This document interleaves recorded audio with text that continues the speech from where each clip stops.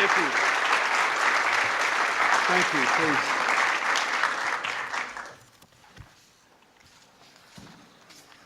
Good morning.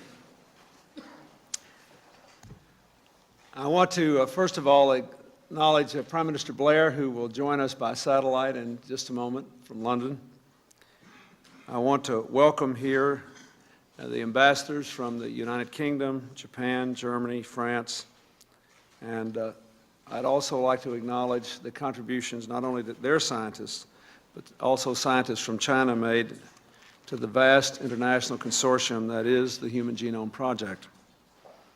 I thank Secretary Shalala, who could not be here today, and Secretary Richardson, who is here, Dr. Ruth Kirstein, Dr. Ari Patronos, scientists of the Department of Health and Human Services and the Department of Energy, who have played an important role in the Human Genome Project. I want to say a special word of thanks to my science advisor, Dr. Neil Lane, and of course to Dr. Francis Collins, the director of the International Human Genome Project, and to the SOLARA president, Craig Venner. I thank Senator Harkin and Senator Sarbanes for being here and the other distinguished guests. Nearly 2 centuries ago, in this room, on this floor, Thomas Jefferson and a trusted aide spread out a magnificent map, a map Jefferson had long prayed he would get to see in his lifetime. The aide was Meriwether Lewis, and the map was the product of his courageous expedition across the American frontier all the way to the Pacific. It was a map that defined the contours and forever expanded the frontiers of our continent and our imagination. Today, the world is joining us here in the East Room to behold a map of even greater significance. We are here to celebrate the completion of the first survey of the entire human genome. Without a doubt, this is the most important, most wondrous map ever produced by humankind. The moment we are here to witness was brought about through brilliant and painstaking work of scientists all over the world, including many men and women here today. It was not even 50 years ago that a young Englishman named Crick and a brash, even younger American named Watson first discovered the elegant structure of our genetic code. Dr. Watson, the way you announced your discovery in the journal Nature was one of the great understatements of all time. This structure has novel features which are of considerable biological interest. Thank you, sir.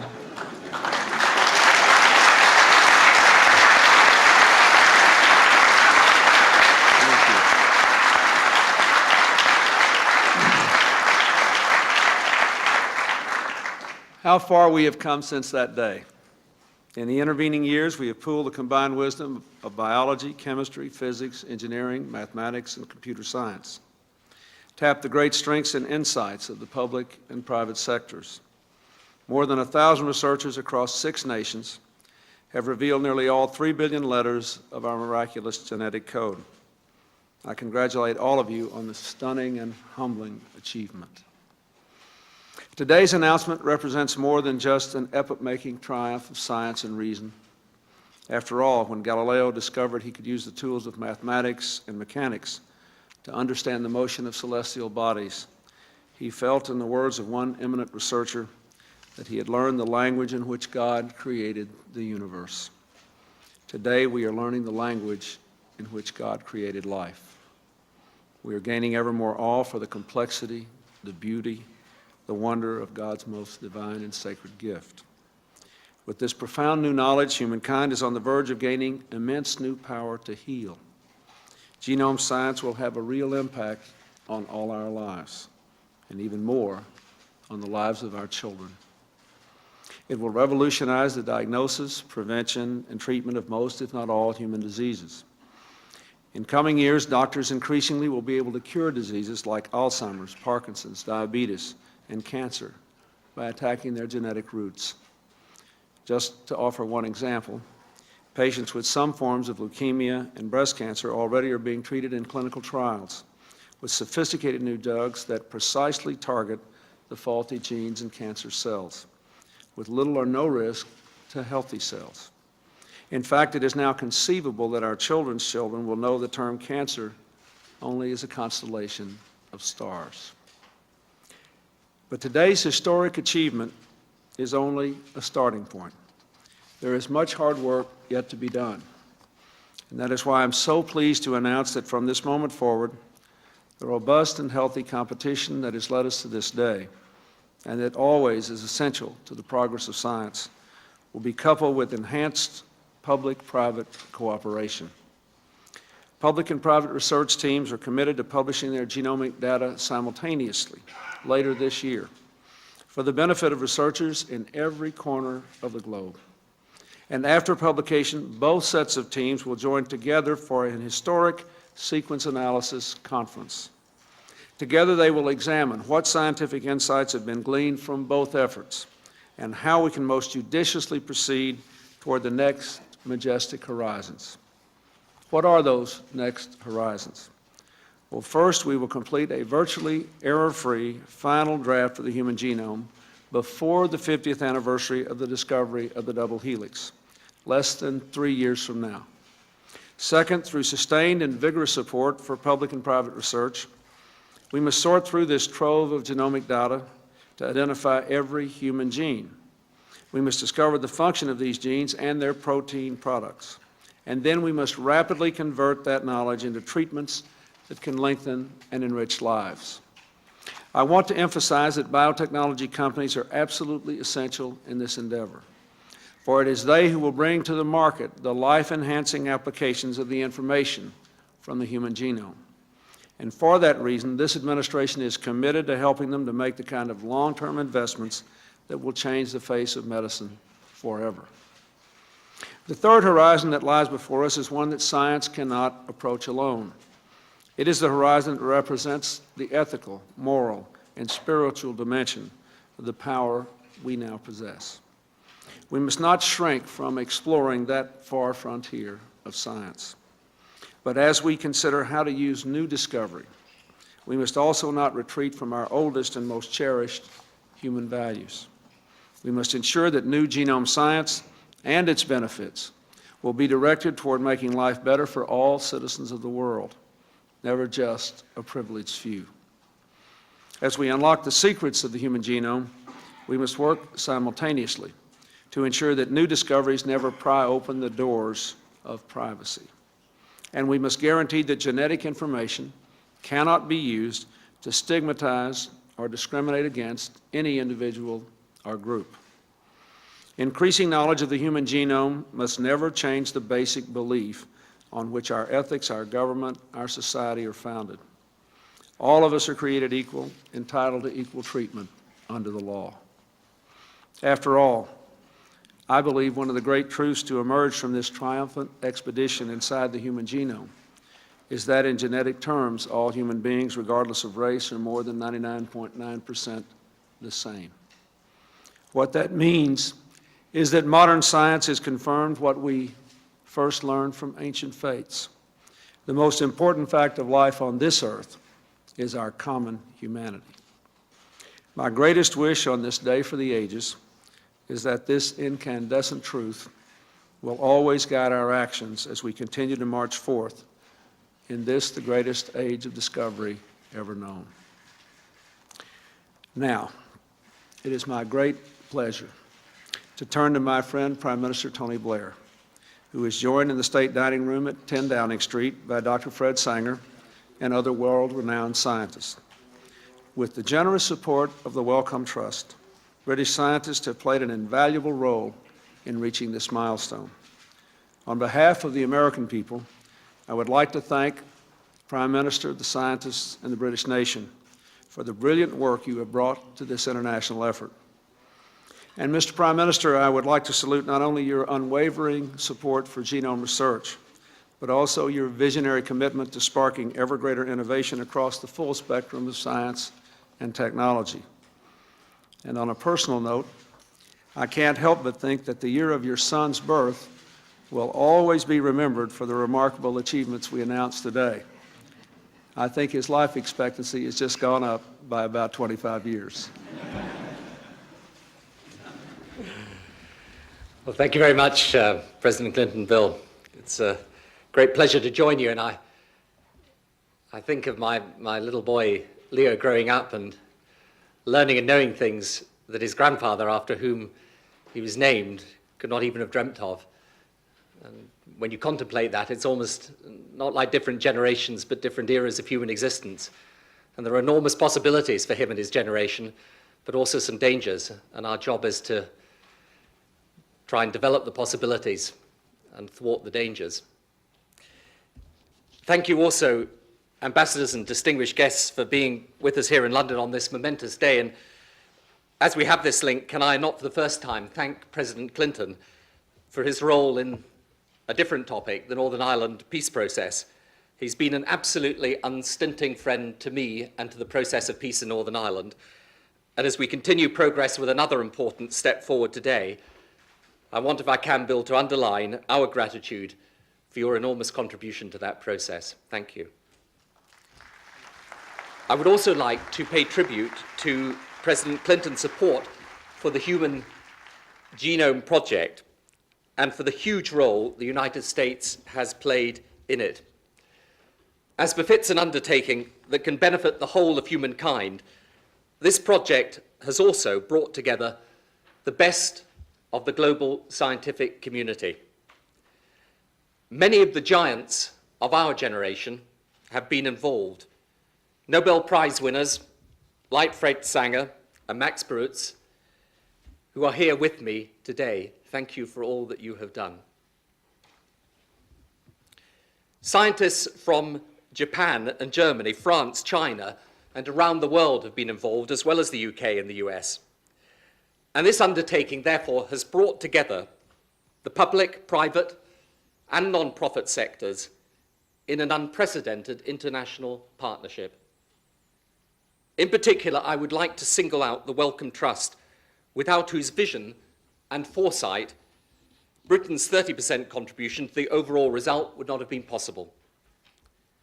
And I would like, too, to mention the imaginative work of Solera and Dr. Craig Venter, who in the best spirit of scientific competition has helped accelerate today's achievement. For let us be in no doubt about what we are witnessing today, a revolution in medical science whose implications far surpass even the discovery of antibiotics. The first great technological triumph of the 21st century. And every so often in the history of human endeavor, there comes a breakthrough that takes humankind across a frontier and into a new era. And like President Clinton, I believe that today's announcement is such a breakthrough that opens the way for massive advances in the treatment of cancer and hereditary diseases, and that is only the beginning. Ever since Francis Crick and Jim Watson, another great Anglo-American scientific partnership, made their historic discovery in the middle of the last century, we've known that DNA was the code to life on Earth. And yet I guess for Crick and Watson, the process of identifying the billions of units of DNA and piecing them together to form a working blueprint of the human race must have seemed almost a superhuman task beyond the reach of their generation. And yet today, it is all but complete. Nothing better demonstrates the way technology and science are driving us, fast-forwarding us all into the future. But with the power of this discovery comes, of course, the responsibility to use it wisely. As with the greatest scientific achievements, the ethical and the moral questions raised by this astonishing breakthrough are profound. We, all of us, share a duty to ensure that the common property of the human genome is used freely for the common good of the whole human race.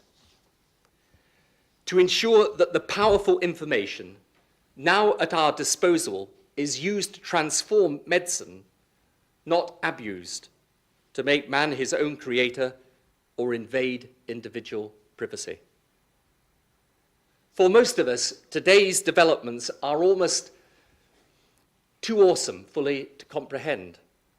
They underline the extraordinary scale of economic, technological, scientific change that sweeps across the modern world. I'm proud that Britain has played, with others, a pioneering role in that. But I believe it says something very important about the process of change. We cannot resist change, but our job, indeed our duty, is to make sense of change, to help people through it, to seize the massive opportunities for better health and a better quality of life, and then, with equal vigor, to minimize the threats such developments pose. The scientists have presented us with that opportunity, but now we, all of us, accept the responsibility to make these advances work for all our people in all our countries, for the common good of all humankind. So, Bill, I believe that this underlines the fact that we do indeed, as we've often said together, live in a global community, and the importance now of working across national frontiers to safeguard our shared values and put this remarkable scientific achievement at the service of all humankind.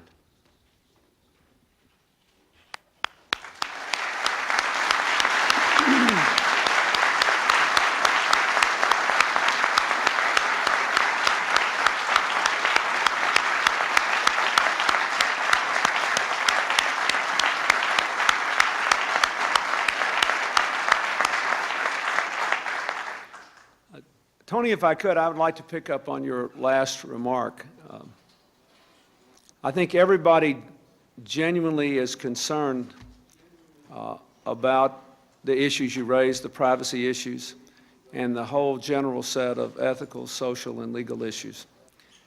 And it strikes me that our scientists, the British and the American scientists, our French, German, Chinese counterparts who worked on this, we're working toward a single, clearly defined goal.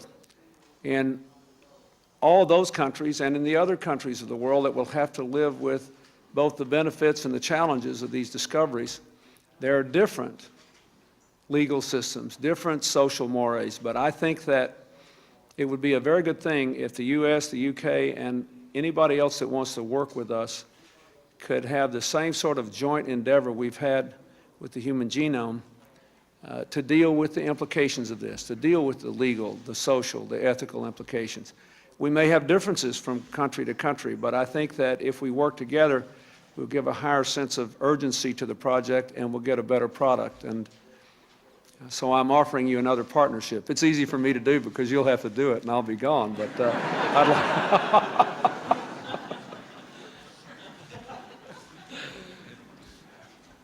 Well, Bill, I entirely agree with that, and I think the fascinating possibilities of this scientific breakthrough is that it gives us a chance to do so much for our people, but it will raise really difficult ethical and moral and legal questions.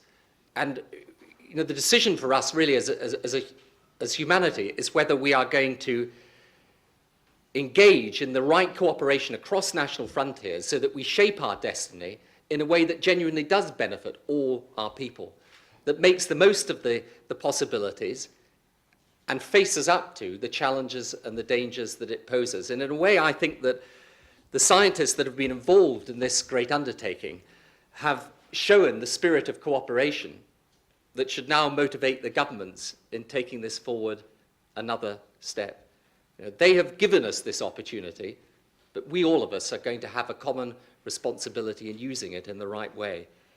So, as we now go to join our separate events on either side of the Atlantic, I think and believe that that spirit of cooperation, along with the scientific achievement, is something that we can all celebrate. And I'm, once again, proud to have taken part in this event with you, Bill, and all the very best to you and all your team for the work that you've done.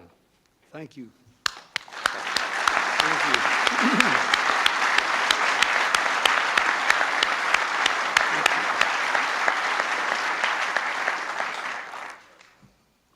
Thank you very much, Tony. Now, in a few moments, we'll hear from Celera President Dr. Craig Venner, who shares in the glory of this day, and deservedly so, because of his truly visionary pursuit of innovative strategies to sequence the human genome as rapidly as possible. And I thank you, Craig, for what you have done to make this day possible. And now I'd like to invite Dr. Francis Collins to the lectern. I also want to congratulate him. From his development of some of the central methods for finding human disease genes, to his successful application of those methods to the discovery of the cystic fibrosis gene in 1989, to his current leadership of the International Human Genome Project, he has combined the talents of rigorous science and a profound sensitivity to ethical, legal, and social issues. He's a physician scientist of great faith, compassion, energy, and integrity. And he has truly helped us, more than anyone else, to understand how the marvels of genome science will actually improve human health. So, Dr. Collins, please come up to the lectern.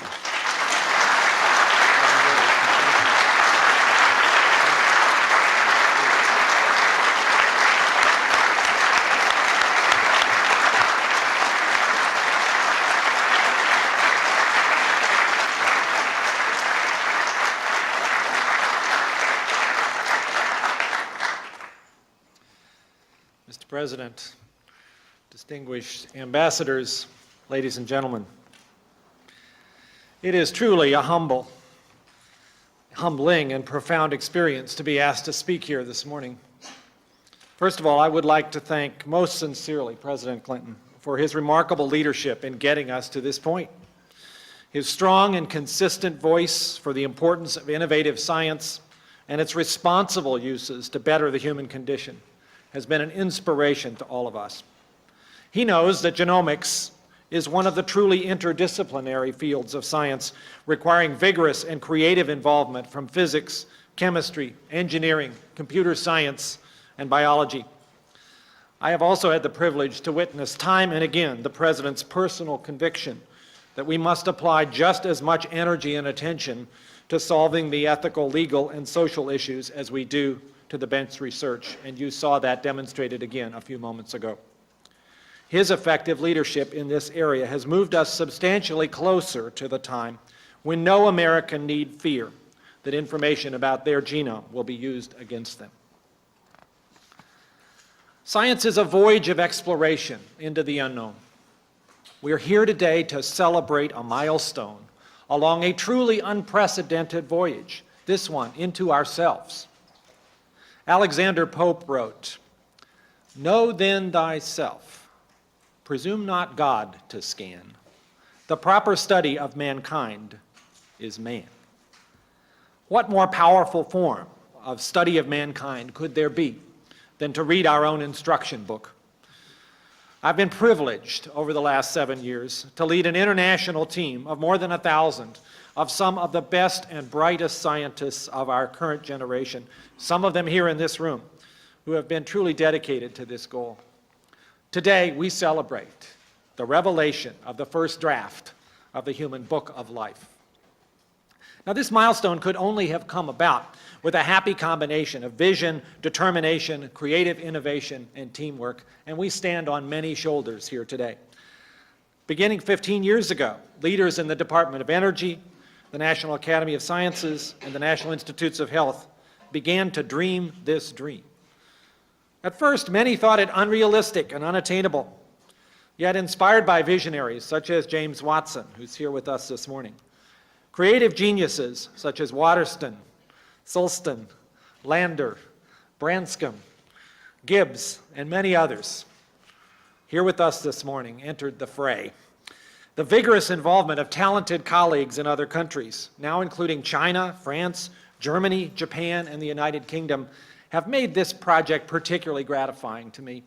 I would also like to recognize publicly the dedicated leadership of my friend and colleague, Ari Petrinos, of the Department of Energy, in moving this project forward. In the most visible and spectacular milestone of all. Most of the sequencing of the human genome by this international consortium has been done in just the last 15 months. During that time, this consortium has developed the capacity to sequence 1,000 letters of the DNA code per second, 7 days a week, 24 hours a day. We have developed a map of overlapping fragments that includes 97% of the human genome, and we have sequenced 85% of this. The sequence data is of higher quality than expected, with half of it in finished or near finished form. And all of this information has been placed in public databases every 24 hours, where any scientist with an internet connection can use it to help unravel the mysteries of human biology. Already, more than a dozen genes responsible for diseases from deafness to kidney disease to cancer have been identified using this resource just in the last year. So there is much to celebrate. But I have to tell you that this morning is also a bittersweet experience for me personally. Less than 24 hours ago, I attended the funeral of my beloved sister-in-law, a wonderful marionette artist who brought magic and joy to thousands of children with her art. She died much too soon of breast cancer. The hope and promise of understanding all of the genes in the genome and applying this knowledge to the development of powerful new tools came just too late for her. I think I speak for all of us in this room and for the millions of others who have come to believe in the remarkable promise of biomedical research that we must redouble our efforts to speed the application of these profound and fundamental observations about the human genome to the cure of disease. That most desirable of all outcomes will only come about with a continued, powerful, and dedicated partnership between basic science investigators and academia and their colleagues in the biotechnology and pharmaceutical industries. As the President has said, we still have much to do. Many tasks lie ahead if we learn how to speak the language of the genome fluently. Today is most certainly not the end of genomics, but perhaps it's the end of the beginning. Together, we must develop the advances in medicine that are the real reason for doing this work. And with just as much vigor, we must provide the protections against potential misuses of genetic information. If there is anyone within the sound of my voice who has not seen that as a priority, I hope today's announcement is the necessary wake-up call. It's a happy day for the world. It is humbling for me and awe-inspiring to realize that we have caught the first glimpse of our own instruction book, previously known only to God. What a profound responsibility it is to do this work. Historians will consider this a turning point. Researchers in a few years will have trouble imagining how we studied human biology without the genome sequence in front of us. I particularly welcome the opportunity to celebrate this moment jointly with our scientific colleagues at Celera Genomics, and I wish to express my personal gratitude to Dr. Craig Venter for his openness in the cooperative planning process that led to this joint announcement.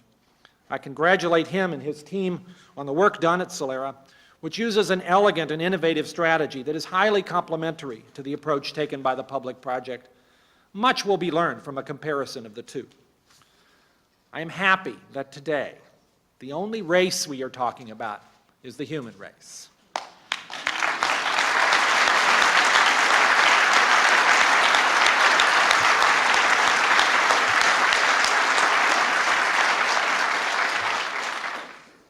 It is now my distinct pleasure to introduce to you Dr. J. Craig Venter, the president of Celera Genomics.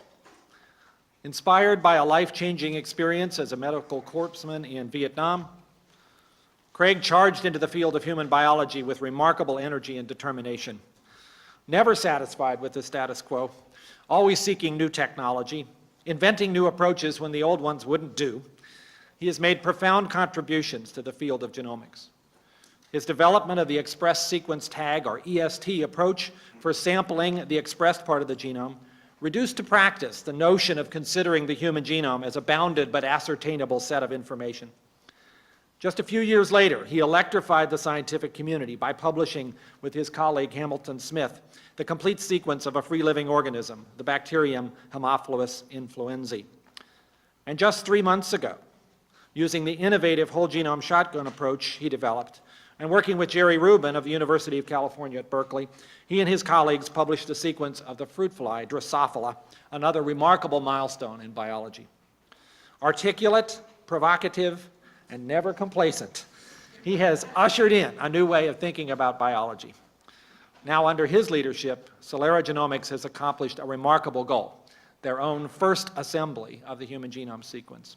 It is an honor and a pleasure to invite him to tell you about this landmark achievement.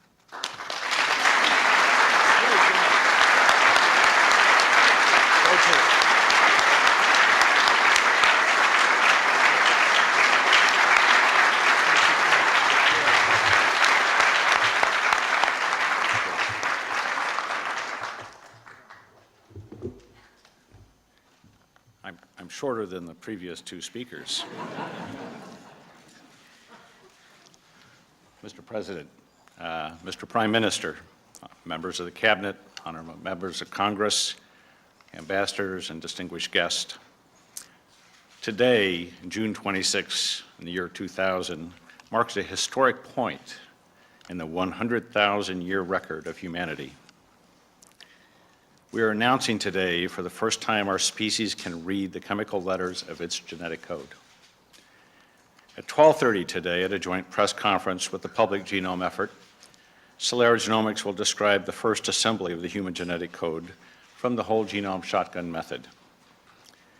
Starting only 9 months ago on September 8, 1999, 18 miles from the White House, a small team of scientists headed by myself, Hamilton Smith, Mark Adams, Gene Myers, and Granger Sutton began sequencing the DNA of the human genome using a novel method pioneered by essentially the same team 5 years earlier at the Institute for Genomic Research. The method used by Celera has determined the genetic code of 5 individuals. We have sequenced the genome of 3 females and 2 males who have identified themselves as Hispanic, Asian, Caucasian, or African American. We did this sampling not in an exclusionary way, but out of respect for the diversity that is America, and to help illustrate that the concept of race has no genetic or scientific basis. In the 5 Celera genomes, there's no way to tell one ethnicity from one another. Society and medicine treats us all as members of populations, whereas individuals, we are all unique, and population statistics do not apply. I would like to acknowledge and congratulate Francis Collins and our colleagues in the Public Genome Effort in the US, Europe, and Asia for their tremendous effort in generating a working draft of the human genome.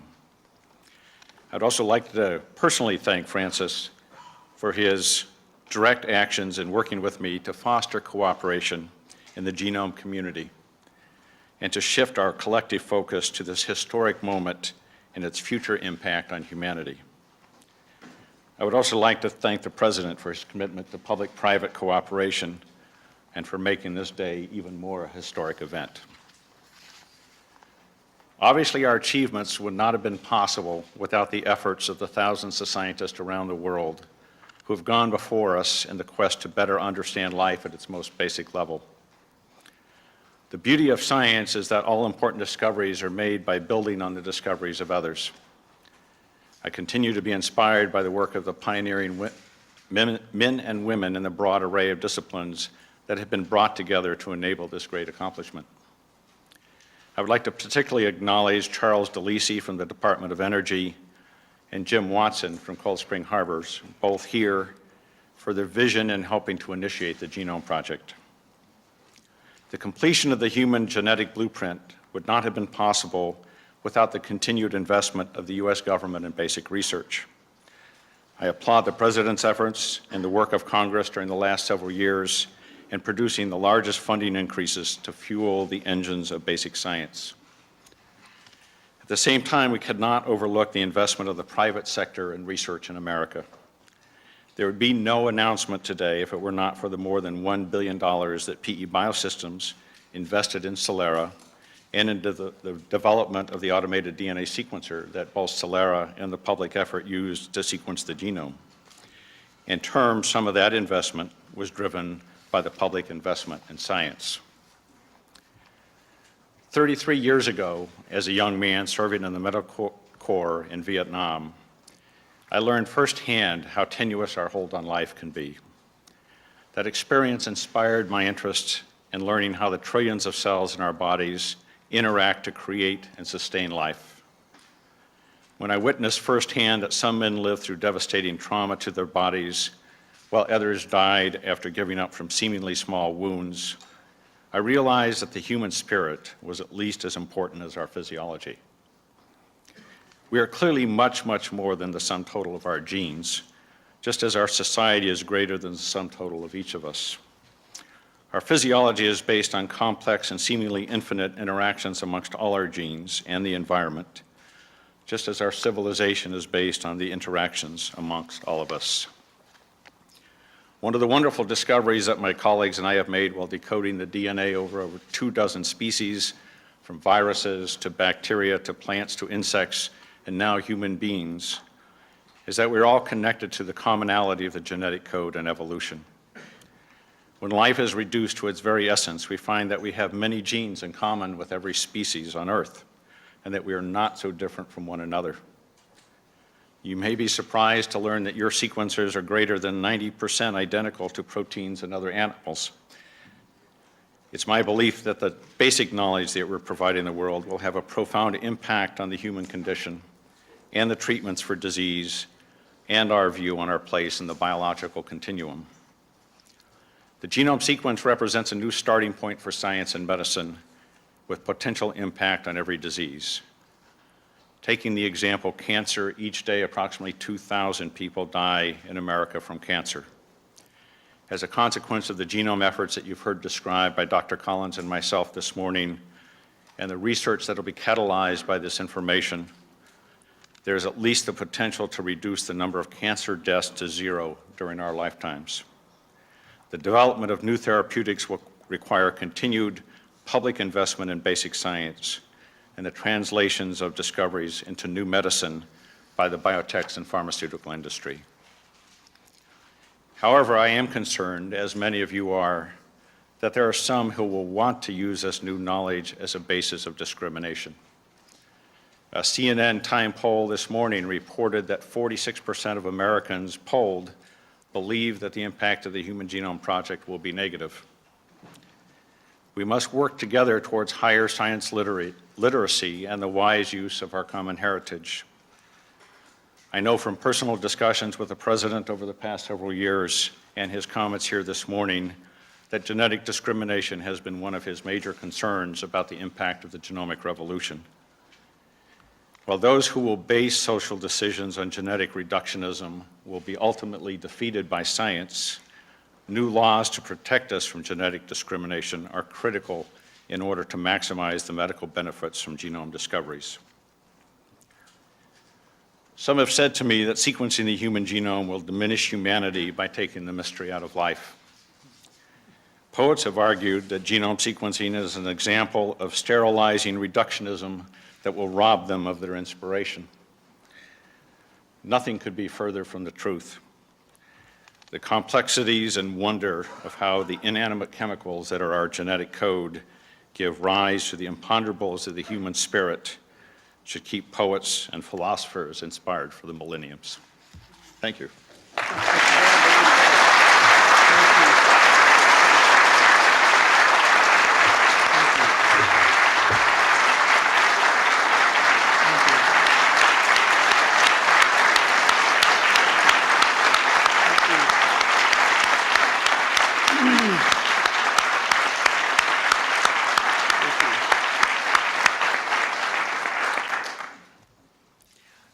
Well, thank you both for those remarkable statements.